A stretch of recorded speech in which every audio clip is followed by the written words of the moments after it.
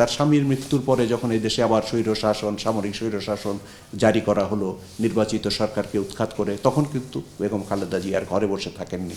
তিনি স্বৈরশাসনের বিরুদ্ধে লড়াইয়ের সূত্রপাত করলেন এবং স্বৈরশাসন থেকে গণতন্ত্র প্রতিষ্ঠার যে সুদীর্ঘ লড়াই, প্রায় 9 বছর ব্যাপী যে লড়াই, সে লড়াইয়ের তিনি আপোষহীনভাবে সামনের কাতারে থেকে নেতৃত্ব দিলেন।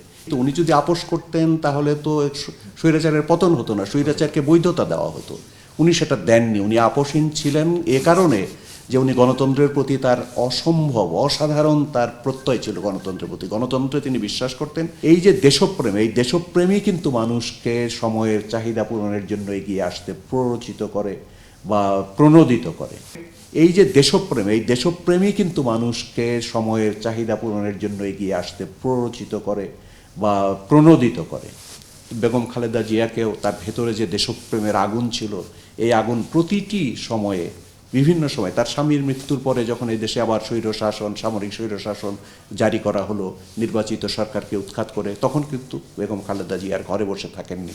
আপনি যে কথা বললেন যে গৃহবধূ থেকে তিনি রাজনীতির যে ঝঞ্ঝা বিক্ষুব্ধ অঙ্গনে তিনি পদার্পণ করলেন, তিনি স্বৈরশাসনের বিরুদ্ধে লড়াইয়ের সূত্রপাত করলেন এবং স্বৈরশাসন থেকে গণতন্ত্র প্রতিষ্ঠার যে সুদীর্ঘ লড়াই, প্রায় 9 বছর ব্যাপী যে লড়াই, সে লড়াইয়ের তিনি আপোষহীনভাবে সামনের কাতারে থেকে নেতৃত্ব দিলেন।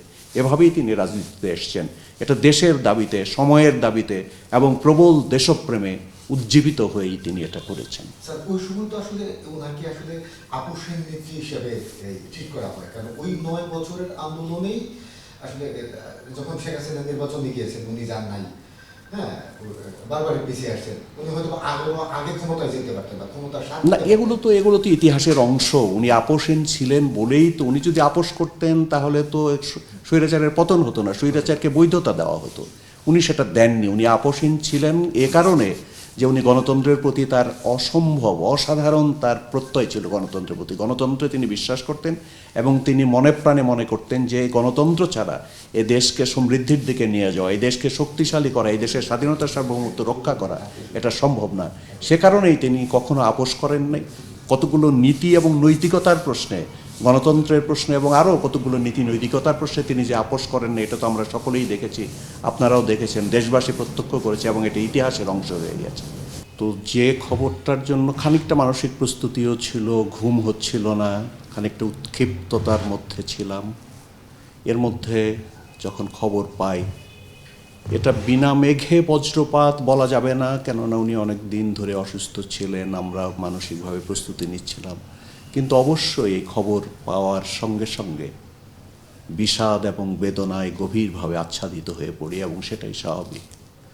অনেক দিন, দীর্ঘদিন, একটা লম্বা সময় আমি তার সঙ্গে কাজ করেছি, মিশবার সুযোগ পেয়েছি, তার নির্দেশনা পেয়েছি, তার মাধ্যমে দেশ ও জাতিকে কিছুটা সেবা করবার চেষ্টা করেছি এবং একজন অসাধারণ অনন্য মানুষের সন্ধান পেয়েছি আমি তার ভেতরে।